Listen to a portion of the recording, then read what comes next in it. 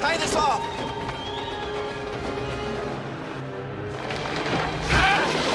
Hurry! Quiet! What happened? Where'd it go? Y'all get a Peter Pan right here off of this stamp, right here. What? Yeah.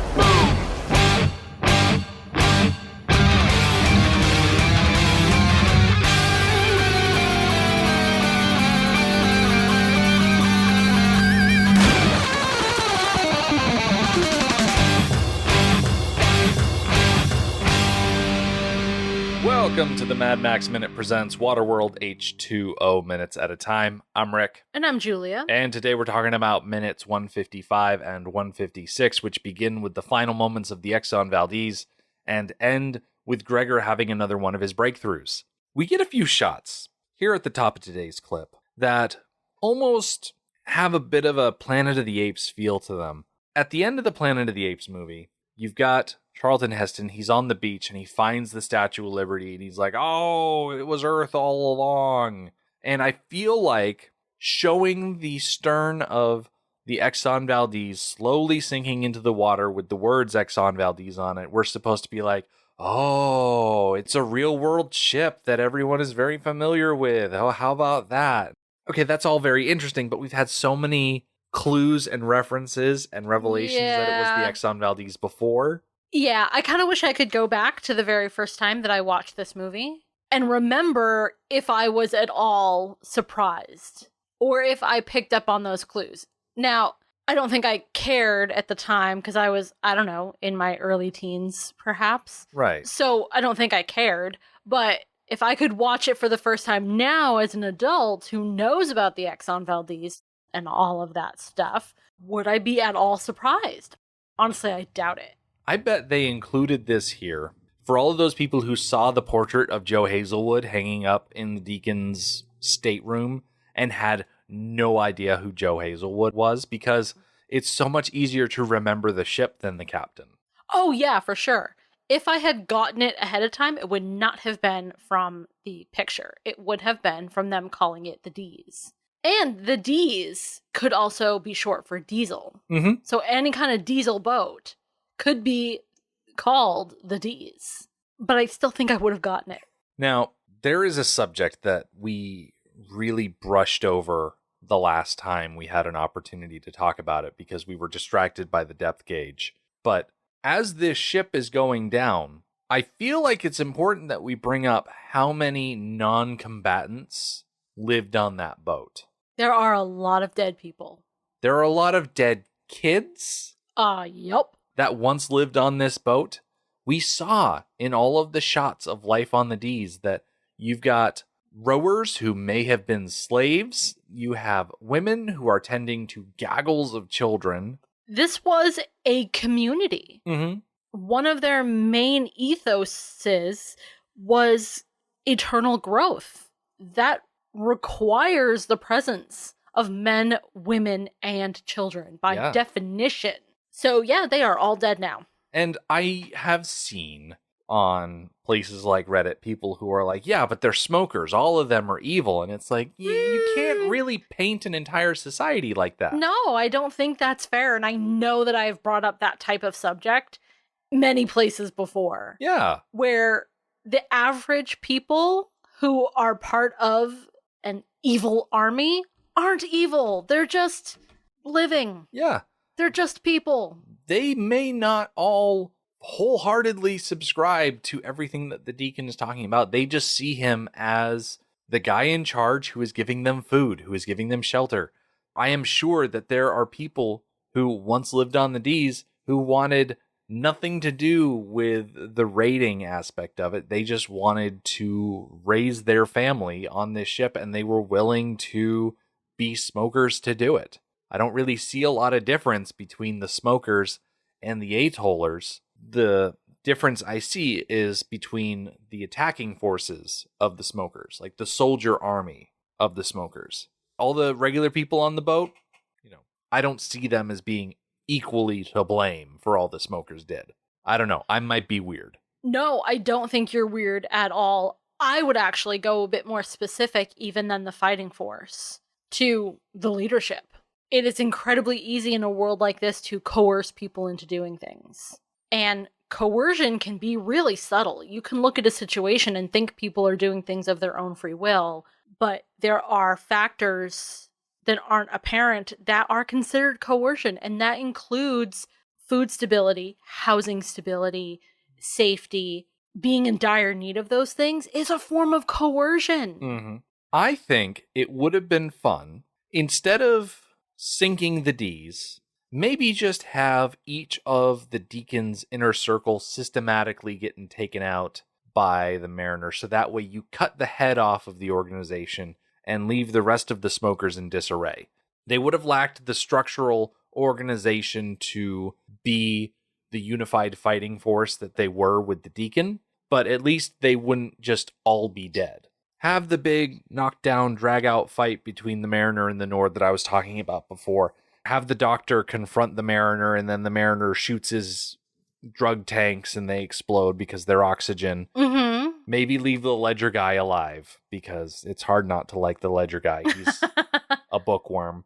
But then kill the Deacon through, the plane crash or having him drop off the edge, something involving the rope. Leave the quote-unquote innocent people of the D's alone to float off and not bother anybody. I think it also would have been fun to let the Skyship team kill somebody. Yeah. Like from a distance, like with the crossbow that they've got in there. That would have been fun too. I like the idea of letting the regular people survive. Mm-hmm. There's the concept in movies and storytelling that it's not enough to get away from the bad people. You have to destroy the bad people, because otherwise they're just going to keep pursuing you. And the smokers as a whole don't care about Enola as a person. They care about the information she has. Yeah. But they don't care about her as a person. They're not going to have the attitude that the Deacon has, that if I can't have you, nobody can have you. That makes him so dangerous. They're not going to have that. They're just going to keep on doing what they need to do to stay alive. So let them do it. Yeah. It would have been such a different story if the Mariner could, I don't know, fight the Deacon to the death in full view of all of the other smokers, and there's this, you killed the chief, that way you inherit the whole tribe sort of situation, where Helen, Gregor, and the Enforcer arrive, and suddenly the Mariner has been crowned king of the smokers. Oh, that's great. And Enola's like, hey, we're in charge of the smokers now, let's all go to dryland together. Yeah, it would have been a lot of fun to see the smokers get to go to dryland, because they suffer even more than the atollers do in this Waterworld, because at least the atollers have a more organized community. Yeah. It sucks to be an atoller as well, but I do feel like the smokers have it worse.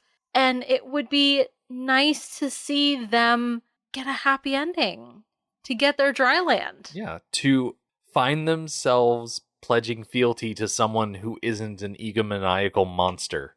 Right. And at the end of the movie, the Enforcer could be the new leader, because the Mariner doesn't want to be leader, and he's going to do his own Mariner thing. But the Enforcer is going to stick around, and he'd be a great leader. He's calm and reassuring. I have more thoughts on that I'll obviously save till the end of the movie. Okay. Yeah. So let's step away from all of the essentially genocide that the Mariner has committed. Yeah. We're up in the airship. We've watched the ship sink, and everybody seems to be fine, except that down on the water level, Deacon climbs out of the water onto a waiting jet ski. In the book, one of his smokers find the Deacon, and he climbs onto the back of the jet ski, and he's like, hey, this thing uses up more fuel with two people. And the smoker's like, sure does, boss. And Deacon's like, okay, I'm going to take your gun and shoot you. Have this jet ski all to myself. Oh, I love that. It's very Deacon. Yeah. But here in the clip, Deacon has a gun, and he points it up at the airship, and he gets, I'd say, a lucky shot. In the book, a lot of different smokers are shooting at the airship from the Exxon Valdez, and Gregor in the book says, don't worry, we can't be harmed. That was when a bullet severed a line, throwing the balloon off kilter, the basket tipping suddenly, throwing the child off balance. No, Helen cried, reaching out for the girl, as was the Mariner, but it was too late. Enola had slipped over the side, and she plummeted helplessly, eyes wide, not even venturing a scream, before she plopped into the water, and the sound was less a splash than a gulp, as if the sea had swallowed her. I really appreciate the description of her actually falling in because it matches the lackluster fall into the water that doesn't match the height of her Oh my fall. She plopped into the water. Yep. When it should have been like this big, huge splash. Nope. It was like, bloop. Some continuity issues there. There's going to be continued continuity issues with the line that snaps that throws the gondola off balance. Oh. Like, there are 6 lines. It's not like, okay, you put 1 on each corner. No, there are 6, 3 on each side. And it's the front right side line that snaps somehow and throws everybody off balance. We're going to see in maybe 2 or 3 shots the line seemingly being fine later on. It's hand-waved away in the book that the enforcer is the one that secures the line back in place. Yeah, I absolutely believe that somebody was able to relatively quickly repair the line, but not right now. Like, right now, everyone needs to be focused on Enola. Yeah. And getting her back. So this fall that Enola experiences, I did not have a height, but what I did have was a fall time in seconds. I rounded up a few frames, but for the most part, Enola free falls for 3 seconds. So plugging that into a physics calculator that I found online, I found that given the gravitational constant of 9.8 meters per second squared, Enola must have fallen 44 meters or 144 feet and achieved a velocity of 29.4 meters per second or 65 miles per hour. Oh my gosh. When she hit the water. Is that lethal? It sounds lethal. It is 95% lethal. Oh my gosh. In the movie, we get a plop. Yeah. From what I've seen of people talking about falling into water from certain heights, anything over 15 meters, which is roughly 50 feet, is too high. We're talking about fractured limbs, concussions, falling unconscious, drowning from said unconsciousness. Essentially, you're falling off of the railing of a cruise ship. It's that sort of height. Okay. And she, again, comes out of this completely unscathed. Uh-huh. Bobs right up to the surface and starts treading water as if nothing is wrong. Yeah, that's crap. I found a video on YouTube of someone jumping 175 feet into water. I scrubbed through the video because it was like 7 minutes long until I found the actual jump. And wouldn't you know, the guy that was jumping off the 175-foot high cliff was also wearing a parachute. Oh. So it was more of a base jump into water than an actual free fall. Something I do appreciate about her fall is the way that she falls. She is sitting on the edge of the gondola. She falls backwards. And that's pretty much exactly how she falls into the water. Mm-hmm. So I did notice and appreciate that little bit of continuity. Yeah. I'll take it where I can get it, because it's rough going. It's vaguely reminiscent of how divers enter the water from their boats. Yes, they go backwards. Yeah. Do you know why divers fall backwards into the water? I'm sure there is a more technical safety reason, but my thought was always about their flippers. I've heard that divers fall backwards into the water because if they fell forward, they would stay in the boat. You know, as soon as you started talking, I realized that you were telling a joke that I took seriously. Okay. Okay. Helen, of course, is frantic over Enola falling out of the airship. She is trying to throw herself over the side after Enola. That is not a good plan. In fact, the book pretty much says it's a bad plan to just jump over the side. But it's funny because that's exactly what the Mariner does. He just jumps over the side. Right. The Deacon has a different plan in mind. He waves to other smokers that are nearby, and he uses his hand to signal some sort of pincer movement by holding his elbows out and pointing with his hands that everyone needs to converge on this child. Yeah, it was really awkward. Right. I mean, how else are you going to convey your intentions other than crazy hand motions, right? It worked. Yeah. It worked. Perfectly well. Like, they were perfectly in sync. Mm-hmm. In the movie, this is where Deacon cries out, "If I can't have dry land, no one will." Disappointingly, this line was cut from the theatrical version. It's such a good line. Why wouldn't they include it? I don't know. It's a little cliche. What about this movie isn't cliche? Yeah. That's a good point. We've got an aesthetic that we've established. We might as well stick with it at this point. Yeah. The Mariner, I've noticed, has this uncanny ability to always find the most useful thing at the most opportune moment. It reminds me a bit of Zazie Beetz' character Domino in the second Deadpool movie, whose mutant superpower is uncanny luck. That's right. Things just work out for her. And I feel like it's the same for the Mariner. You could say, oh, his special mutant power is that he has gills. And it's like, no, his mutant power is that he's stupidly lucky. Yeah. So this rope that he finds. Uh-huh. Let's talk about this rope. Before we talk about the rope in the movie, let's talk about the rope in the book, because we're sticking with the Mariner as he's going through this process. Above, the Mariner was reeling in the bullet-snapped line, but not to repair it. He was leaving such efforts to the Enforcer, who was doing his best to keep the floating basket from falling apart. And old Gregor was restraining a nearly hysterical Helen who wanted to dive in after the child, which was not a good plan. But the Mariner had a good plan. Anyway, a better one than Helen. As he pulled the line quickly in, he relished the flexible consistency of it. It wasn't rope, but something very precious in Waterworld. Rubber. In seconds that seemed like minutes, he had reeled it in and reached its bullet-severed tip. Then he bent and tied the end of the line around his ankles. "Where are you?" the Enforcer began, but the woman knew. Helen knew. She smiled tightly and nodded, and he nodded too, affirming their bond. And in a graceful swan dive as Waterworld had ever seen, he plunged from the basket and into the sky, the rubber line trailing after him like an eel in close pursuit. I like in the book how they specify this isn't just rope, it's some sort of rubberized length. In the movie, it just seems to be the same rope that they were getting pulled up with earlier on. Yeah, when he ties it around his ankle and then hands the other end to Helen, it looks rubbery. But every other time that we see the rope, it looks like standard rope. Mm-hmm. And it behaves like rubber. Very bouncy. Certainly does.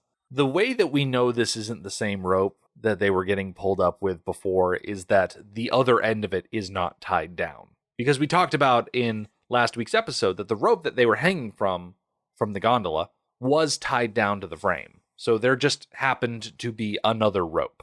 And that's all I can really go with. Yeah, and in a world where rope is scarce, they seem to have it in spades. Although, in their situation where rope is literally their lifeline, you have spare rope. Yeah. And of course, Gregor would take any sort of bungee cords that he had with him when he flew away, so it might have also just been on the gondola to begin with. One thing I couldn't help but notice is that after the Mariner hands the end of the rope to Helen, saying, "Tie this off," he steps up to the edge of the gondola, and all 6 support lines seem to be roughly intact, in so much that he can stand on that front edge of the gondola without it dipping wildly. Right. So, magic. Yeah. And so as it's described in the book, the Mariner steps up onto the edge of the gondola, he puts his arms out, and he swan dives off the gondola out into open air. And I love the sort of ticking clock that Helen is faced with, where she's just holding this rope, having seen the Mariner jump, and the Enforcer has to tell her, "Hey, tie it." Yeah. There's no recognition like there is in the book of, oh, we both understand what is about to happen. I feel like that's a problem that should happen more in movies, because we have the lead who is solving the problems and participating in the action scenes. And he's got these plans. He does not tell anybody else what he's doing. And they're just supposed to get it. Well, in this scene in the movie, she doesn't get it as fast as he does. Right. And that feels incredibly normal. It does. But hey, at least this time around, he's actually telling her, hey, tie this off. He's giving her a bit of instruction instead of just running away to take care of a problem without letting her know what's going on. Because we saw during the airplane attack, when he just runs off without communicating, bad things happen. We saw during the escape from the trading post that communication between the different parties involved can yield good results. So when he lets Helen know, I need you to tie this rope, he can count on her to tie that rope because he's communicating at least a little bit. Yes. And they work better as a team. Mm-hmm. That's one of the arcs that we have seen through this movie, is them being able to work as a team and being better at it. I absolutely adore the overhead shot that we get with Enola in the ocean and the 3 jet skis coming at her. Mm-hmm. I love how perfectly symmetrical it is. It's beautiful. It's a beautiful shot. Yeah, it's very cool. With Enola helplessly treading water in between all of these smokers charging for her, out of seemingly nowhere, the Mariner drops in from above the frame, grabs Enola by the scruff of the neck, basically, and lifts her up out of the water in an amazing display of post-apocalyptic bungee jumping, which I can honestly say is something we haven't really seen before. At least in the Mad Max movies we've watched. It is not included in the list of post-apocalyptic thematic elements that we have addressed thus far. It is quite unique. We've seen our fair share of people dangling from bungeed cords. I mean, Thunderdome and the Doof Warrior. Yeah. But no one has really jumped quite like this. It's very unique. I did a little bit of reading about the history of bungee jumping because essentially what the Mariner is doing here is rediscovering it. Bungee jumping as it exists in modern times is really a play on the old Pentecost Island in Vanuatu tradition of land diving, where towers are constructed about 20 to 30 meters tall, and men climb to the top of these towers, tie vines around their ankles, and then they jump off of these towers. The vines slow their fall enough so that when they hit the ground, it's not fatal or anything like that. There's actually a fun little backstory as to where this tradition came from. Reading from the Wikipedia page, the origin of land diving is described in a legend of a woman who is dissatisfied with her husband, Tamale, or some variation of the name. It is sometimes claimed that the woman was upset that her husband was too vigorous regarding his sexual wants, so she ran away into the forest.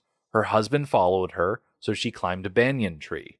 Tamale climbed after her, so she tied lianas to her ankles and jumped and survived. Her husband jumped after her, but he did not tie lianas to himself, which caused him to plummet and die. Originally, women did it in respect to the original woman who did it, but husbands were not comfortable with seeing their wives in such positions, so they took the sport for themselves, and it gradually changed from trees to specifically designed wooden towers. The men performed the original land diving so that they would not be tricked again. Okay, well, boo. That men took the sport from women. Seriously? I have never heard that before in my whole life. I love the story of it. The idea that a woman upset with her husband runs away. He chases after her, and because he's dumb, she uses cleverness to escape him, and he just throws himself to his own death. That's great. It really is. It's also a bit reminiscent of the circumstances surrounding the Mariners jumping, where Helen was willing to throw herself over the edge after Enola, and that was a bad plan. Yeah. And the Mariner is going to do the same thing, but he's got the bungee cord. According to the Guinness World Records, the G-force experienced by those at their lowest point in the dive is the greatest experienced in the non-industrialized world by humans. Oh, wow. Yeah. Okay. Also, according to the Wikipedia page, the modern world was made aware of this practice by a 1950s documentary. That, of course, brought me over to look at bungee jumping. According to the Wikipedia page, the first modern bungee jumps were made on the 1st of April in 1979 from the 250-foot or 76-meter tall Clifton Suspension Bridge in Bristol, England, by David Kirk and Simon Keeling, members of the Oxford University Dangerous Sports Club, and Jeff Tabin, who was a professional climber who tied the ropes for the jump, The students had come up with the idea after discussing a vine jumping ritual carried out by a certain residents of Vanuatu, the ones that I just talked about. Uh-huh. The jumpers were arrested shortly after, but continued with jumps in the U.S. from the Golden Gate Bridge and the Royal Gorge Bridge. That last jump was sponsored by and televised by the American program That's Incredible, which spread the concept worldwide. So the sport or activity of bungee jumping as we know it really is not that old. It's not that old, at least the modern interpretation of it. Essentially, what happened is that you have this pre-industrial nation who was quote-unquote discovered by people sailing around the Pacific, and then one of their native traditions was taken and morphed by the white man into an extreme activity that people can pay money to experience. Huh. It's kind of a cultural appropriation thing. In fact, there have been questions raised about the people of that tribe who live on Pentecost Island in Vanuatu getting some sort of compensation for inventing it. But, I mean, they're never going to see it because that's just how white people are. Yeah. I really was not expecting to feel funny about bungee jumping, but now I kind of do. I'm like, I'm not really sure what to think of it. Yeah, there are enough technical differences between bungee jumping and land diving that you can hand wave that bungee jumping is a variation on the theme of land diving enough to make it unique. But still, like most things in modern life, if you trace it back far enough, the origins get a little problematic. Yeah, that's very true. But with Enola up out of the water and the two of them flying through the air, Deacon and his cronies exchange several reaction shots as they realize that they are about to collide. And once again, we see a bunch of dummies crash into each other and explode. I think this brings the dummy body count up to at least 5. Yeah, I think it does. What's funny about this shot is that technically the jet skis explode before they come into contact with each other. Like, it's only a split moment before they come into contact, but I imagine that when you've got a bunch of pyrotechnics set up on moving machines, if they were to bump into each other and then explode, it might jostle things enough that it'll ruin your pyrotechnic effect. Right. The idea is to have a safe effect that you have control over. And if those are actually crashing into each other at the same time as your effect, it's not going to work. It's not going to be safe. Although, if they really did have 3 jet skis heading in towards each other and this isn't a visual effect, they crashed into each other. Oh, absolutely. Their crash isn't what caused the explosion that we saw, but they totally crashed into each other. It makes me wonder if them exploding just before coming into physical contact with each other, if that means that the smoker jet skis are always that volatile, ready to explode at a moment's notice with no provocation, and that even if you're just riding around normally, your machine could suddenly kill you with no warning. Well, I'm not going to take that off the table because of the condition of these jet skis. They're pretty rough. Mm-hmm. And that explosion is rather satisfying. It is. It is. Are you a little bummed out that we don't get a shot of the Deacon's eye patch floating on the surface of the water? Ooh, one final shot that says, okay, he's actually dead this time. I mean, I didn't until you mentioned the possibility. I imagine that after an explosion of that magnitude, there wouldn't necessarily be a lot left. Oh, he wasn't wearing the eye patch anymore. That's right, he got it knocked off. Yeah, he lost the eye patch after he fell into the water from falling from the rope. Okay, in that case, what I really would have liked to see is one of his false eyes bobbing to the surface. Because while he wasn't wearing it, I imagine that they were being stored on the Ds. And so you could imagine one of them floating free from the wreckage. Yeah. And popping up to the surface. I like that visual of an eyeball floating in the water. Now, here at the end of this clip, about 1 minute and 40 seconds into it, we deviate from the theatrical cut again to give Gregor an opportunity to look at Enola's tattoo on her back. Because as she and the Mariner climb up to the gondola for a second time, Enola flops over the edge of the gondola and Helen grabs onto her top to get a good hold on her so she doesn't fall again. But it basically reveals the tattoo, and Gregor looks at it upside down. And he starts talking about, like, oh, of course, the numbers, that must be it. He has this little light bulb moment. Yes, he does. I'm tired of Gregor having light bulb moments. I'm tired of him jibber-jabbering about the map and the tattoo and all of that stuff, which I'm sure I will express more next week as we get into whatever explanation he has to give. Yeah, it's really unfortunate you feel that way right as we're leading into a big Gregor Explains It All episode next week. And unfortunately, that's really the last thing to talk about for this week is them getting on to the gondola and Gregor muttering away. There is going to be a nice little exchange at the top of next week's episode, though. That'll be fun to talk about. So come back next week. Gregor will finally crack the secret of the tattoo. Supplies will begin to run low, and the Mariner will be visited by an unexpected guest. The Mad Max Minute podcast is a fan project by Rick and Julia Ingham. Waterworld was written by Peter Rader and David Toohey, directed by Kevin Reynolds, and presented by Universal Pictures. Mad Max Minute is produced and edited by Rick Ingham. Our opening music is Verdi's Dies Irae by Daniel Batista of danielbatista.com.